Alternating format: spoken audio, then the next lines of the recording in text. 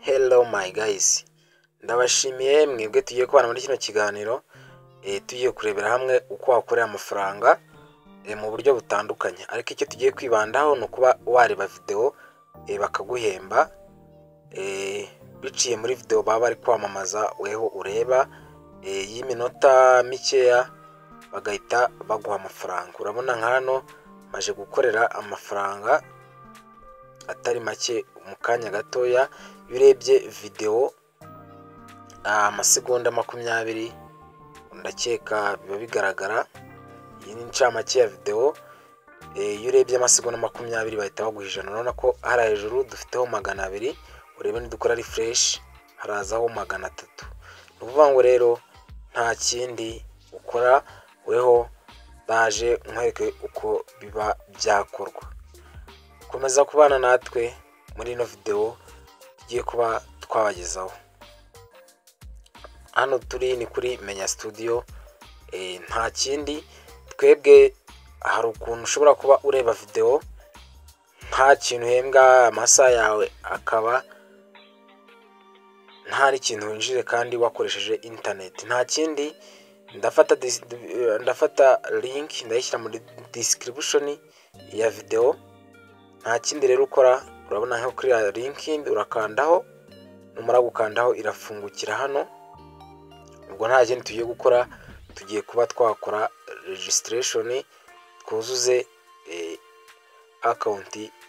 Tugiye gukora nyine account yacu. Kuri hariya enter username urandikamo username ushaka iyo ari yose. Hano hasi uhitemo nimero. Ino business yacu nta igihugu ahantu hose waba uri hose irakora, ntabwo bisaba ngo ube uri mu Rwanda.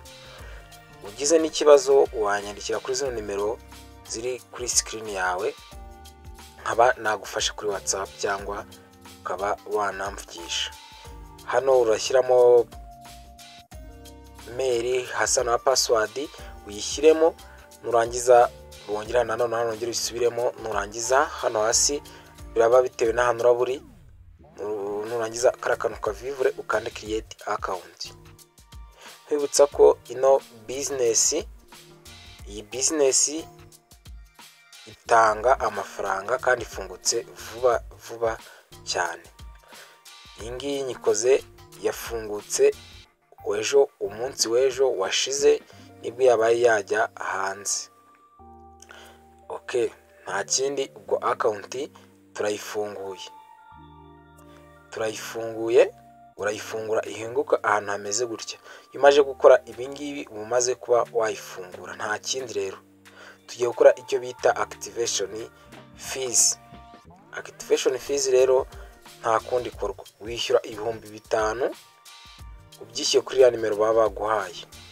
Iyi business ntago ari inyarwanda, iyi business ikorera muri Kenya, icyicaro cyayo niho kiri. Nta kindi rero urishyura 5,000. Noneho nibwo mu kanya ngiye kuza nkakwereka ngo weho noneho urayabyaza gute umusaruro, ube accessinga iyi account noneho ukoreremo n'amafaranga. Nta kindi rero uraza ukande biriya bintu baba baguhayemo hariya, ukurikiza amabwiriza baba baguhaye. Nta kindi njye namaje kuba nakora activation kandi ga telefone kandi nari mfite gatoya. Nta kindi rero uraza urabona hano handitse sign up hano hasi ukandeho, utegereza akanya gatoya, nyine biraterwa na connection uraba ufite, biraza bihingukira hano. Ubwo weho urishyura nawe nyine nimba uri interested ya ino business, urishyura account fees. Urahita uhinguka ahantu hameze gutya, urahinguka kuri account imeze gutya. Nta kindi rero urabona hano hantu uburyo bwa mbere ushobora kuba wakoreramo amafaranga, urakanda ndetse spin, ukanda ndetse spin, free spin. Nta kindi urakora, uraza spinning ino ntuza, noneho nayo iguhe amafaranga. Ngewe yabaye yampa igiceri cy'ijana, ariko harimo nandi. Urabona hano rero hari na video za YouTube baguha ukazireba bakaguhemba. Urabona dufiteho 0 kadukore refresh turebe 100 rihise rijyaho mu kanya gatoya. Turareba n'indi video, urabona baduha amasegonda 20 kandi aranditse iyi logo ya YouTube.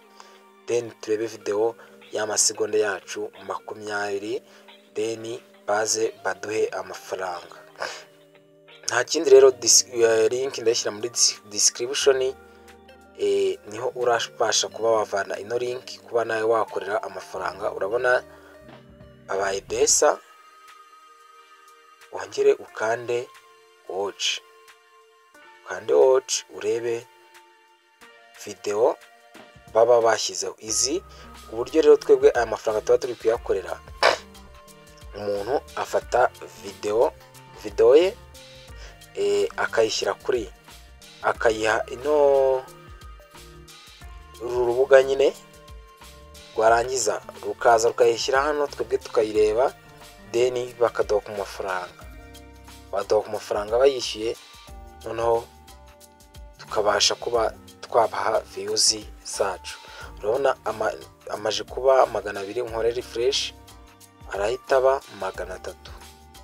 Urabona ko ntago ari ibintu bigoye, ni mu kanya gatoya amafaranga aba ajyaho.